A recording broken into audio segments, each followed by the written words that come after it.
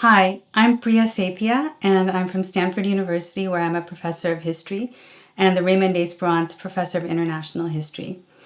And my keyword is trace. So on 9/11, I was in the British Library doing research for my dissertation on the British invasion of Iraq during World War I. I then wrote the dissertation in the shadow of the conversation that led to the invasion of Iraq in 2003.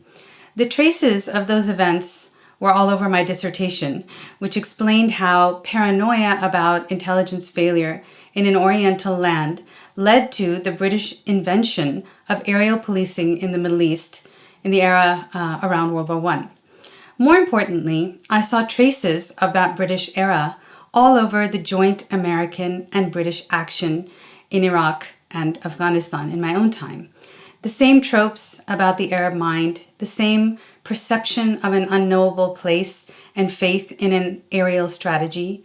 This was no coincidence, but the result of the passing down of those ways of thinking.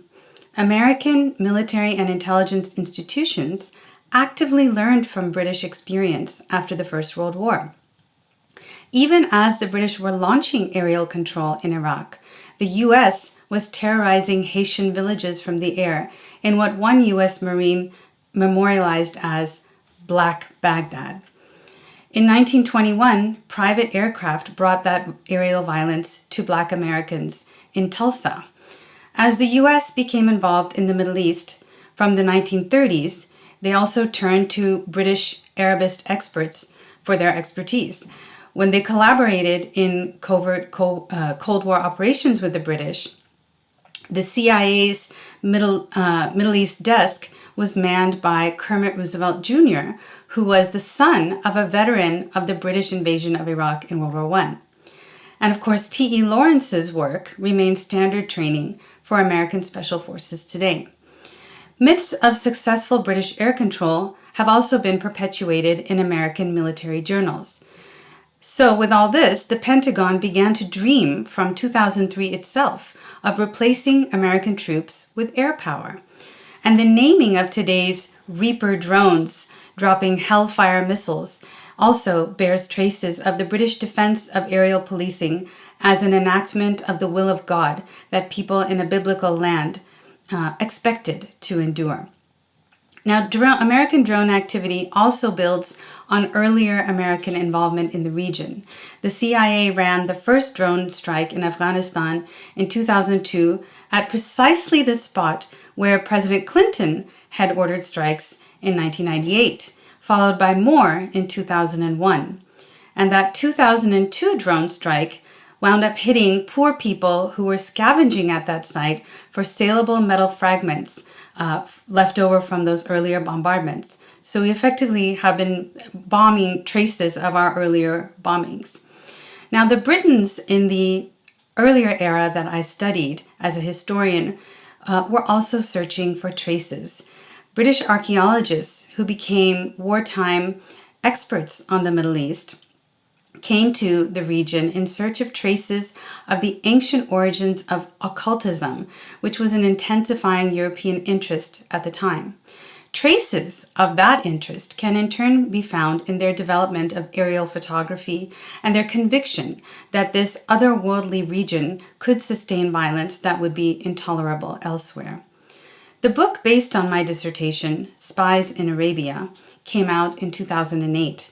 As I watched the U.S. consolidate its aerial strategy for a war on terror in precisely the same places, Afghanistan, Iraq, Somaliland, Yemen, where the British had invented aerial policing, I began to speak and write about these traces and explain the mythical nature of claims of British success to illuminate the dangers of such a strategy, not least because of its victims' memory of the earlier British episode. It seemed imperative to do so given the secrecy around the expanding drone program. The U.S. government does not share even basic information about the use of drones, removing them from the check of American public opinion. Secrecy also enhances their terrorizing effect in the places where they are used, including the U.S., where last year drones were used to police Black Lives Matter protests. Mere traces of inhumane drone use are not enough, unfortunately, to sustain persistent demand for public accountability. In 2003, because of my work on aerial policing, I was invited on a Stanford Scholars Tour of U.S. Air Force bases in Nevada, including Creech Air Force Base, where the drones in the Middle East are remotely piloted.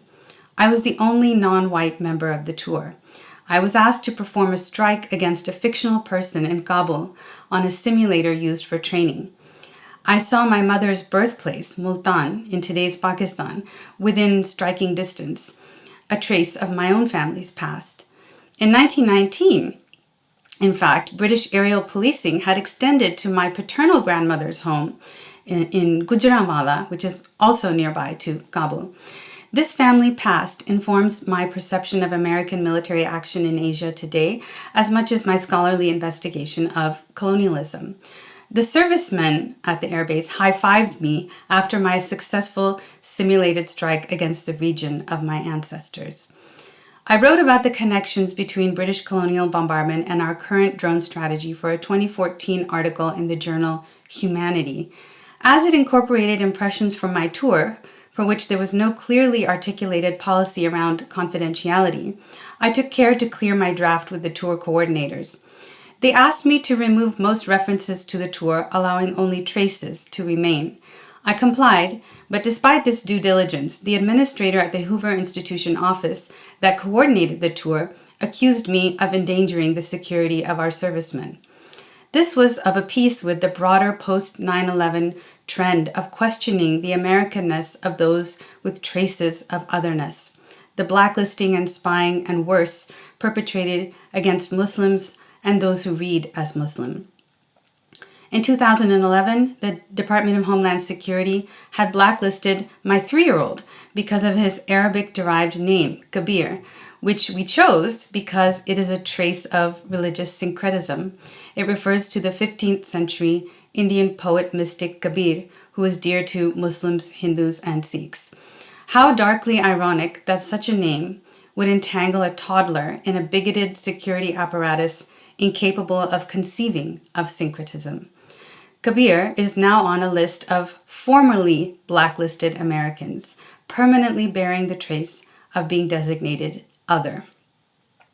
The Hoover Institution administrator also refused to share the photograph that the tour group had been asked to pose for in front of the hunter-killer drones, on the understanding that we would receive copies.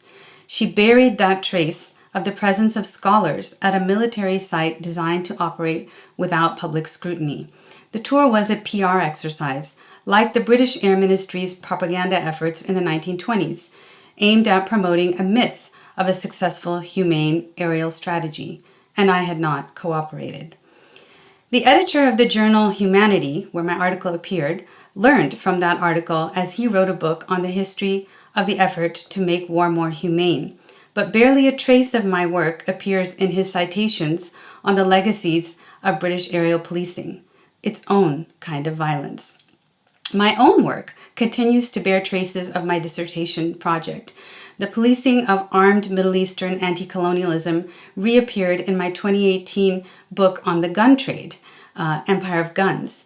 And my latest book, Time's Monster, picks up on the role of historians in the British Middle East and the story of Edward Thompson, a colonial missionary who became disillusioned with empire while participating in the British invasion of Iraq in World War I, and who sought atonement through history writing, laying the groundwork for his son, E.P. Thompson's work on History from Below. My next work will revisit the geography of my simulated drone kill to uncover buried histories of colonial Punjab. Meanwhile, the challenge that covert aerial policing posed to Britain's democracy remains our problem today. Traces of the War on Terror's destructive power appear in the most disturbing episodes of American politics. The attackers on the Capitol in January this year included veterans of that war. Like most terrorizing violence in the U.S. today, including mass shootings by men with military-style firearms, this one was perpetrated by white Americans committed to racist and bigoted ideologies encouraged after 9/11. it was also enabled by a security state obsessively focused on plots being hatched abroad. The US now plans to pull out of Afghanistan while leaving covert traces of an American presence behind, a certain provocation to continued unrest there and undermining of democracy here. Yes, wars over there encompass struggles over here, over race, gender, and history, and vice versa. There are not clear boundaries between foreign and domestic, abroad and home. In Britain, right now, a culture war around traces of the imperial past makes clear the stakes of puncturing myths about the empire. A trace is a mark of the past's lingering presence in the present, its contemporaneity with the present, its continual presence. Each of us carries traces of the past that produced us, and the world we live in preserves traces too, as even the climate contains traces of all human actions over time. A trace is what is left after erasure, evidence of that which we have otherwise forgotten. This knowledge affects how we think about the discipline of history, our methods for dealing with temporality. It is a reminder of the coeval nature of past, present, and future, how in writing the past, we are constituting the present and shaping the future, how in searching for the past, we seek understanding of the present and alternatives for the future, how the temporality of our individual lives as students of the past is bound up in that quest, which leaves its spiraling traces on our past, present, and future. Thank you.